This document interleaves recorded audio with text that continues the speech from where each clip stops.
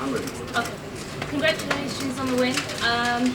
After your last fight, you said you were deserving of the title shot. How are you feeling coming out of this one, and where do you think this puts you now? Yeah, I was going into this fight #1 contender, won another fight, still #1 contender. So, I'm very confident that I will get the title shot. How much did visualization help in this? Because you told that story about how you used to walk by Madison Square Garden every day. Did you feel like that actually helped in the fight, just to kind of keep that mindset of, hey, I'm going to win here?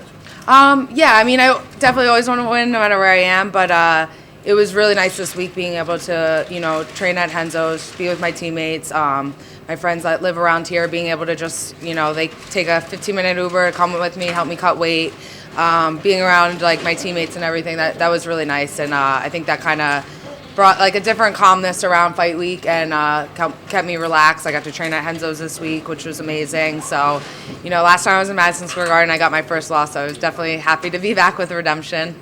So Maia missed weights, and by a decent margin. Mm-hmm. Did that sort of spur you on a little bit extra, or does that make the win a little bit better? But yeah, it makes it better because I get more money. So I was like, yep. I knew she came in heavy, and I was like, I hope this girl weighs a pound over so I can get some extra money.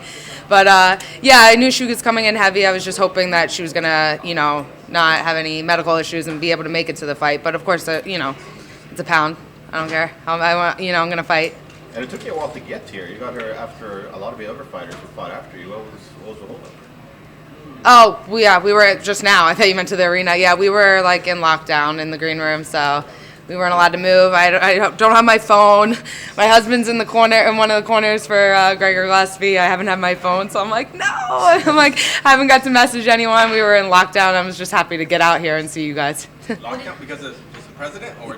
Yeah, I'm assuming. Yeah, we weren't allowed to. They said we were in lockdown in the green room, so we weren't allowed out. That's not normal, right?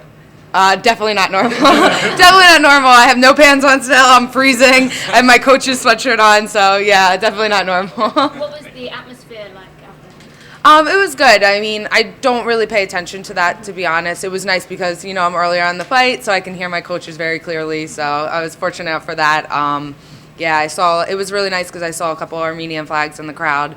So that was really cool. I was trying to look for some of my family members. I couldn't find them, but yeah, I know that they were there, and that was really cool. What is that like, just to get that support from the Armenian community? Oh man, it's amazing. I always just kind of wish my grandfather was still alive to see that. He passed away right in the beginning of my MMA career. If he could have seen that, man, that would have meant the world to him. But yeah, seeing the Armenian crowd and the support that I've got from them is like nothing else, and it's just amazing. What do you think your grandfather would say to you today if he saw you win this fight at Madison Square Garden? I think he would finally realize I'm not still doing karate anymore, that I'm doing that. He always thinks, he would always think oh, you're still doing karate tournaments? I'm like, no, I'm in the UFC, but, yeah, he would definitely be proud of me. Assuming you get the next title shot, when would you like to have it? Just whenever they give it to me, I'll take it. Valentina's, I know, as everyone knows, she's always down to fight. She likes to stay very active.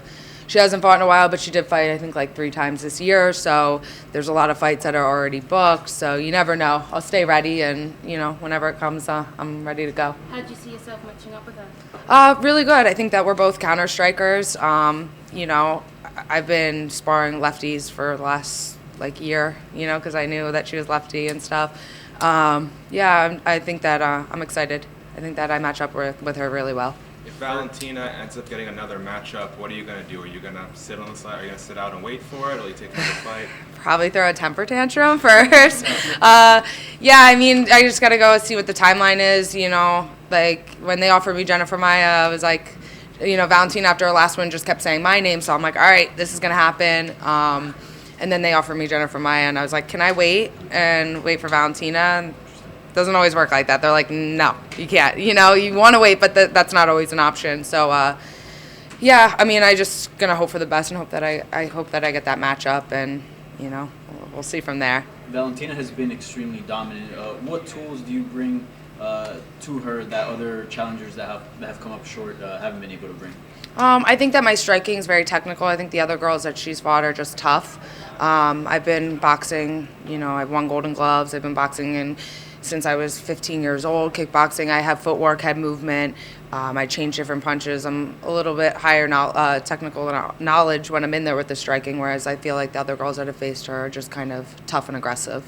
It seems, you mentioned footwork, it seems if you do challenge her next, it seems you'd be one of the most mobile fighters she's ever fought. Do you think that's been an issue, with people trying to beat her? Yeah, like I said, I just think that most girls that go with her just try to be like as aggressive as they can. They don't really have a smart game plan with it. It's not just about physical ability; it's also about mental ability and being able to game plan. And that's where I think I have an advantage. I'm tall, I move a lot.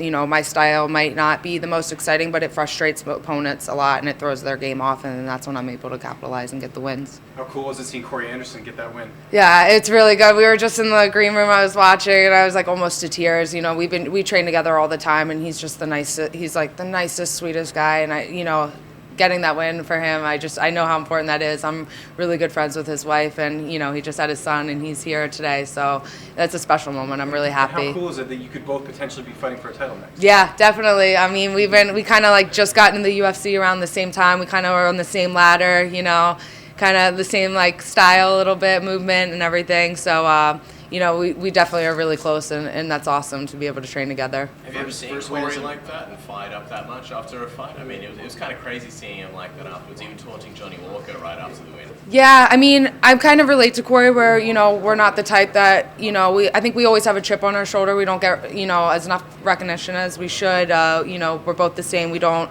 talk a lot of smack. We just do. We get criticized, for sometimes being boring and fighting. But, we both work our ass off, and I just know that emotional, like he never says anything, and then just to get that finish and how like meaningful that is for him, I think no one can understand how overwhelming that is. Is that what his personality kind of is behind the scenes? People haven't really gotten a chance to know him as much, that you can see him behind the scenes. Is he a lot sort of more animated than what people realize in real life? Yeah, he's always like, he's a nice guy. He's always cracking jokes. Me and him are always like busting on each other and stuff. He's definitely not like, he's far from disrespectful. He's really nice, but he's definitely a jokester. We're always dancing around, making fun of each other. But yeah, he's a really nice guy. You mentioned being close with his wife. Is it frustrating for the people around him, both family and training partners, to see him get that lack of respect from, to some degree, the promotion, perhaps the media and the fans as well? Yeah, but I think that, I think I can relate to that. You get criticized if you don't get a finish, but, you gotta win. People don't understand that. People want fighters to just go out there and do crazy things, do jump spinning kicks, and take a risk. And it's like you could do all that stuff and lose, and people are like, "Oh, they're a really cool fighter." It's like, yeah, well, you think I'm cool because I did all that stuff, but my paycheck is cut in half. So, the most important thing is winning, and you know what I mean. I think for people like me and Court, we're just kind of used to it, and it's just, having that strong like family around us and just knowing what's important and not worrying about that is the most important thing. First win as a married woman. How does that feel? Really good. Yeah, definitely good. Like I said, my husband corners Gregor Gillespie, so he's in the back, but we were on the lockdown, so I haven't seen him yet. So I'm happy I got that good energy in Gregor's locker room for tonight. And what was more nerve-wracking and emotional, preparing for this fight or preparing for the wedding? Oh, definitely the fight. For my wedding, everyone's like, "Oh, you're gonna be so nervous." I'm like, "This week is so much pressure and everything." I was like, "You guys have never had fight week. I don't have to cut weight. I can drink and hang out with my friends all week." So yeah, definitely a fight is a little bit more nerve-wracking. Have you ever had conversations with the UFC about what it would take to get you a title shot, like officially? Yeah, so after my last fight, I was offered a title shot, and it was the day before my wedding on 5 weeks' notice. So they did offer me the title shot, and then I wasn't able to take it. And then Valentina fought Liz Carmouche. So, after that fight, I thought maybe I knew when I said no that I would potentially have to take another fight. I knew that was, going to be maybe an option where I wouldn't get the next shot. But Valentina was saying my name after her last win, so I was kind of hopeful. And then when they called, I'm like, all right, she's been saying my name. They're calling for that. And then they were like, all right, Jennifer Maia. I was like, ugh, are you serious? I was like, oh, do I have to? Can I wait for Valentina? And they're like, no. Was there any talk where if she missed weight, you took the fight, you made it done the UFC a favor by staying into the fight, like you win this title shot, was there any inkling of that, like keeping this fight intact, title shot?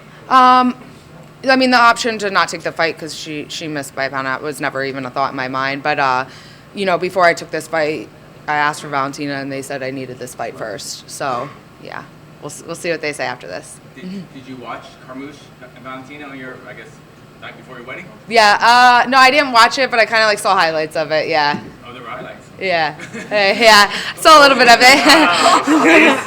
Yeah. I mean, it was not a. Yeah. No, I definitely. It's a fight because you've been talking about exciting versus boring. Yeah. I mean, in that fight, kind of.